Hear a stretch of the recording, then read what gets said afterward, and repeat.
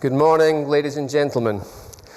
It's a privilege and an honor to be here today, approaching the end of my first month in the job as a new CEO at NuGen. It's great for NIA to host this event and to see so many of the industry represented today and all the key stakeholders involved in the nuclear new build program here for the next 2 days. So I look forward to engaging with you over the next couple of days at the conference. My first month has been, as you can imagine, quite hectic, but the emerging theme throughout that first month has been one of strong support, clearly a strong government mandate, strong team in NuGen, and strong excitement and engagement from across the industry and trying to support the emergence of new nuclear in the UK and the importance it has for both the industry and the economy. Within NuGen, I'm obviously grateful to the work of my predecessor. It's always great when you come into a role when the predecessor has done such a fantastic job laying the groundwork, and Sandy Ruprecht did exactly that with the team. Since Toshiba's entry into NuGen, I think literally 1 year ago this week, NuGen has seen a new lease of life. Sandy did a lot of work in building that team and the focus of NuGen, and I'm now picking up the pace and the momentum as I really help focus what initially in the next 3 years is going to be a development phase. As Alan mentioned, we're all having to go through a process to structure these projects to enable us to attract equity and debt. So that development phase is going to be very important. We're focused very much on our final investment decision in 2018. But also, we're also very conscious of the obligation that we have, as well as the other new build programs, to bring clean, low-carbon, stable, secure base load to the grid by the mid-20s. The startling number for me was that by 2023, with the current closure programs, there will only be 3% of the UK's energy coming from nuclear base load, which compared to a backdrop of the past of 20 to 25%, is quite a startling number. So I think everyone in this room, I'm sure, is committed to making sure that the new build program is successful in order that we can restore those levels of nuclear base load for the UK to the levels that need to be at for security of supply. So my background for this role is quite interesting. I kind of bring to the table a mixture of international experience, been overseas now for the last 15 years. So this is a kind of a homecoming for me. I've got a lot of development background. I've been working with Marubeni Corporation for most of my career. And I've now combined that with what has been a quite unique experience in Abu Dhabi over the last 3.5 years on their nuclear new build program. And interestingly, I look to ENEC as my nuclear new build big brother. They've been through a lot of the same challenges and have achieved some tremendous progress over the last few years, and we hope to replicate some of that success as we build NuGen going forward. The experiences in Abu Dhabi were quite unique, but again, a lot of similarities. They didn't have the benefit of a mature industrial landscape from a nuclear perspective to build upon, so a lot of things had to be done from the ground up. So we certainly have a much stronger platform for growth within the UK and in NuGen in particular. And obviously, we look forward to engaging with the industry as we continue that journey in NuGen. One of the most unique features of this particular project in Moorside is obviously our location. And I think as I was trying to convince my wife to make another career move, she was thankfully from Cumbria, so that was quite an easy sell in terms of coming back to the UK. But leaving ENEC was a tough decision for me because it is a program with tremendous amount of clarity and purpose from a funding perspective and a tremendous amount of track record in terms of the team. So starting again with something fresh was a real pause for me. However, no, the UK program is essential from a national strategic perspective. The momentum that has already been created in the very, very short time of the last five or so years is remarkable. And I think it was essential from my perspective to try to find a role where I could contribute something into that agenda with my experience with working with the Japanese and business development and new nuclear. So for me, it's great to be back in the UK. But the unique feature that really sealed it for me was the location. Obviously, Cumbria for my wife was a prime location, but West Cumbria in particular is effectively the nuclear heartland in the UK, with the legacy and the experiences that have been built up over the year at Sellafield, the tremendous amount of local support in the community, the education support that already exists, the business support that already exists for nuclear in that part of the world. It creates a fantastic environment for NuGen to call upon as we go through our growth in the coming years. And in addition to that nuclear heartland, we're also in what became known as the Northern Powerhouse. And the northwest of the UK is becoming a centre of attention in terms of investment and infrastructure. And with a programme the size and scale of NuGen, it's a great place for us to be at this time within the government's agenda as we build jobs and opportunities within the northwest. That strong community support is evidenced already within our public consultation process. Here behind us you can see a number of pictures of some of the recent activity as we've begun that public consultation process. And that demonstrates the reactions we've had, demonstrates the commitment locally to nuclear, the interest in nuclear, and we've had already about 1,500 people through that phase 1 consultation process. Most of them knowledgeable on the industry with lots of questions, but at the same time, strong support. We also, in this last couple of weeks, have made a significant commitment in the project from both Toshiba and ENGIE. We have finalised the land option and cooperation agreements with NDA and Sellafield. They were approved at our board meeting in Tokyo 2 weeks ago. And so now we're moving forward with a really strong demonstrable mandate beyond the site suitability phase and moving into more deeper site characterisation as we build on the site data to prepare our EPC contractors for the next phase of the construction. That site suitability process was done by the team in tremendous level of detail. We used the IAEA criteria, and that allowed us to then build that strong commitment from our shareholders for this next phase of the programme. Our EPC focus right now is on delivery certainty. That's the theme we're trying to build in as we build our EPC consortium. We have a strong team at the table in Westinghouse and Toshiba. We now need to complete that team with some other UK content in order that we've got a structure that has got the capability and the competencies and the experience to deliver the project at NuGen over the years and start to define more fully the UK supply chain involvement. I'm sure there's many in this room that are keen to understand what that looks like, how it will manifest itself, and how we start to bring the UK supply chain closer to all these UK new build programs. The other aspect in NuGen today, as well as the EPC that we're focusing on, is our nuclear site license holder capabilities. I'm having my first level 2 meeting with ONR on Friday this week in Bootle. The team are already well advanced in developing our operating model and our integrated management system to define NuGen as a nuclear operator. That work is progressing with the support of ENGIE, our other partner who has an existing operating fleet in Belgium, and we're building on that experience as we create a UK nuclear operating capability within NuGen. The organisation in NuGen is continuing to grow. That recruitment and the capability development is essential. Clearly, long term, we have a similar reliance on the skills network. I was extremely impressed when I was in West Cumbria last week when I visited the ENGIE facility, and next door to it, they've actually got a college campus with school kids from 14 who are joining the program to learn technical and physics and science skills as a pre-feeder for the apprenticeship and higher national skills and degree programs. So that existing landscape is great for us in West Cumbria, and we're going to add to that in terms of further customization to meet our needs as a long-term nuclear operator in West Cumbria.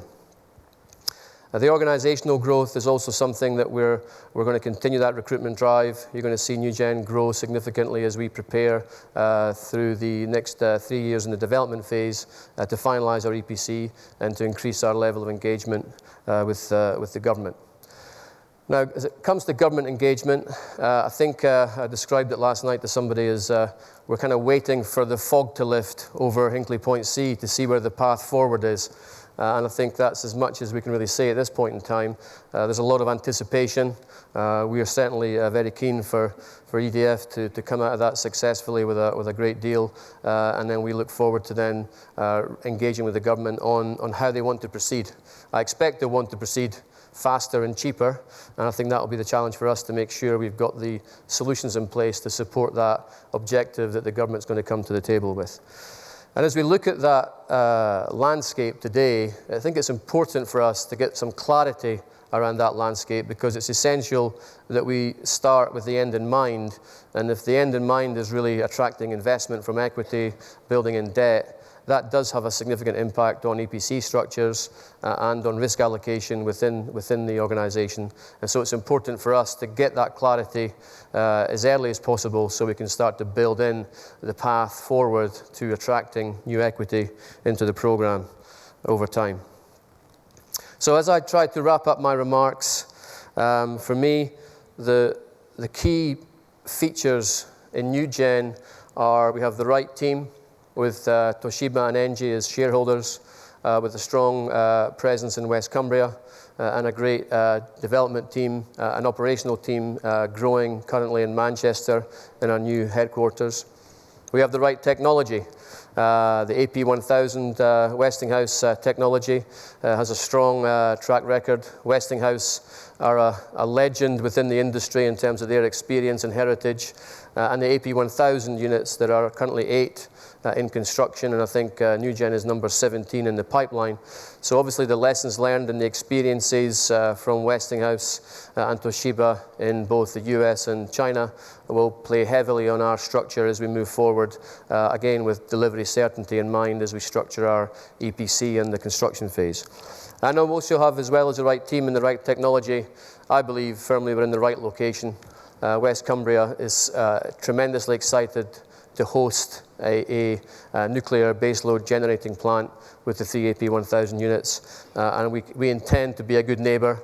We intend to be a good corporate stakeholder in the community and do our part to contribute further to the nuclear development activities in West Cumbria.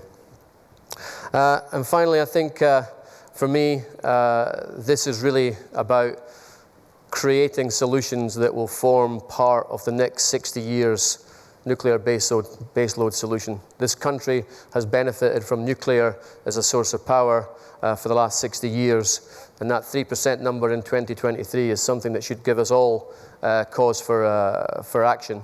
And hopefully, together with the government support and the people in this room, we can all make sure we all contribute positively to nuclear new build, such that that next generation of 60 years of baseload nuclear power can start to materialise on the grid with clean power in the mid-2020s. Thank you.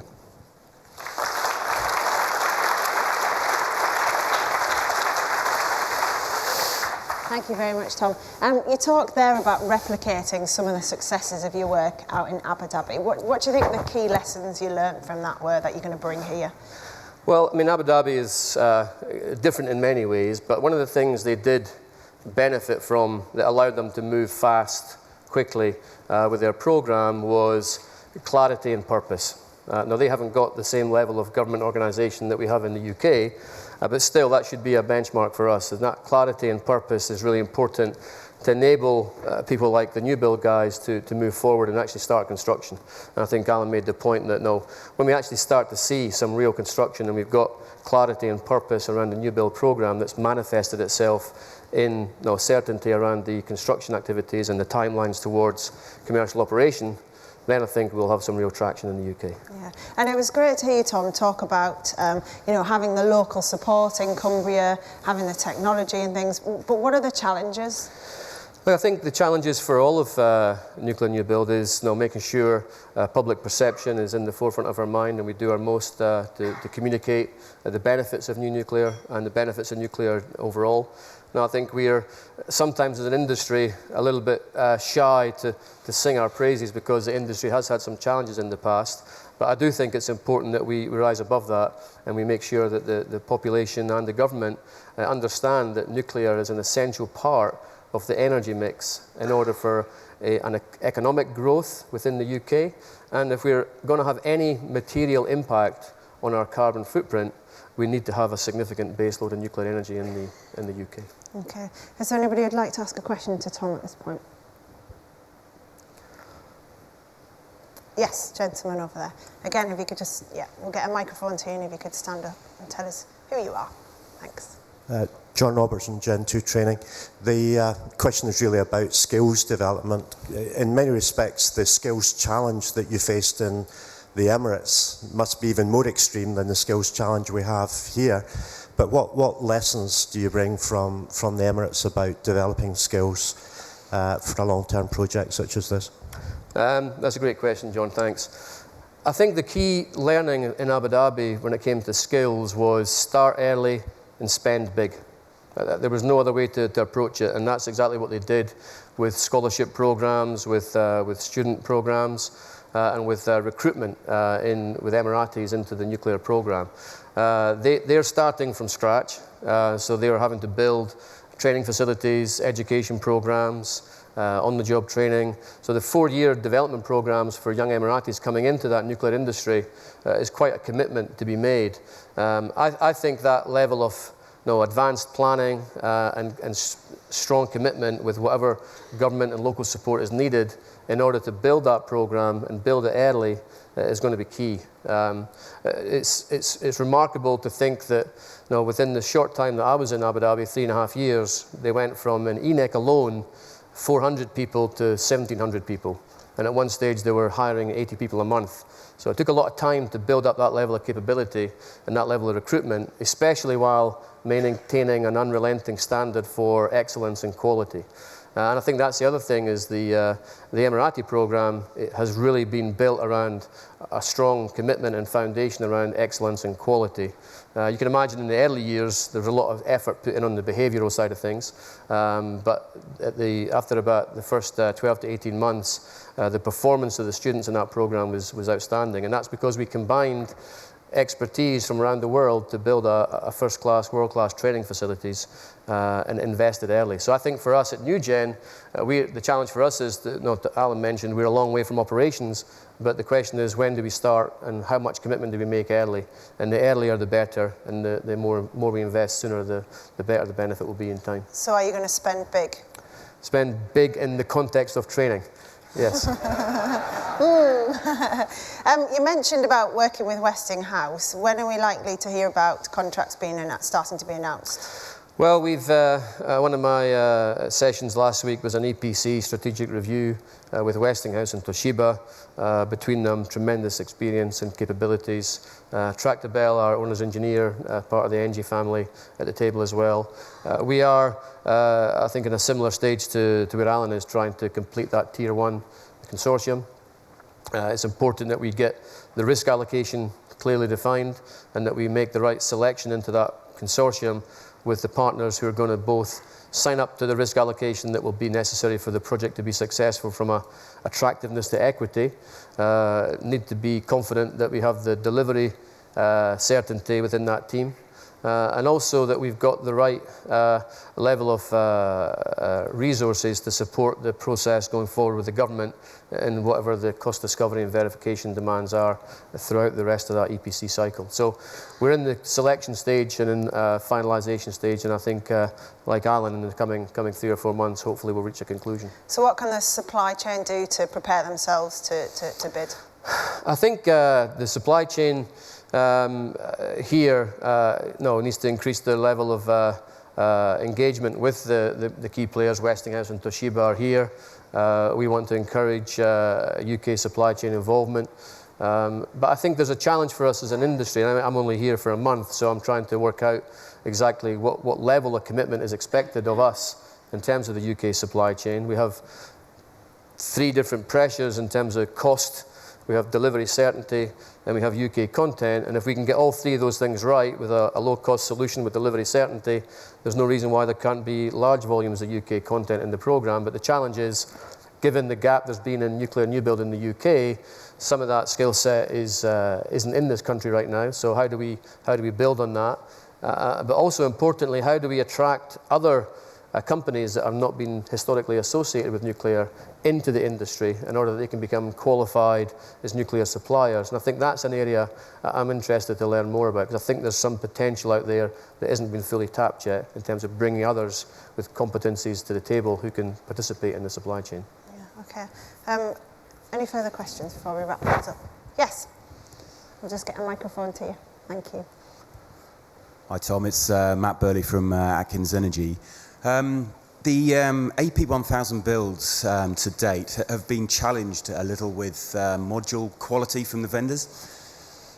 So how have you considered addressing that to provide delivery certainty for the investors? That's a great question. And I think, as I mentioned, Westinghouse and Toshiba, through the AP1000 programs in the US and China, have learned a lot. They've had some tremendous lessons learned. Part of it is actually, it goes back to that supply chain issue and delivery certainty. If you put something into a supply chain that hasn't got the maturity or the experience or the competencies to deliver with the right quality and the standards, then you start to suffer. So that's why it's important that when we make choices for supply chain, especially on those critical, complex components, that we acknowledge that. I was in Japan 2 weeks ago for our board meeting. Jeff Benjamin was there from Westinghouse, and I can tell you that they are making tremendous strides in improving their supply chain relationships, both in Japan and elsewhere. We visited the IHI factory in Yokohama and the Toshiba factory, where they were making components for Westinghouse's modules in Japan, and we're making significant improvements in that space. So it's an ongoing journey, it's an ongoing learning experience for Westinghouse and Toshiba, and we certainly intend to build on that when we make some of those same choices for NuGen. Okay, thank you very much. Final question for me. Moorside, are you going to get them to say Moorside or Moorside? Is it going to be the northern or the southern way? Well, I think I'm going to have to go with the Moorside, and I'm not quite sure where that fits in between. It's probably the Scottish accent, but your wife will keep you right. She will. And I was, we had a great session last week with the West Cumbrian officials, so I'm having to tune my ear into the Workington and Whitehaven accents. Moorside, that's how it is. Excellent. Thank you very much, I appreciate that. Thank you.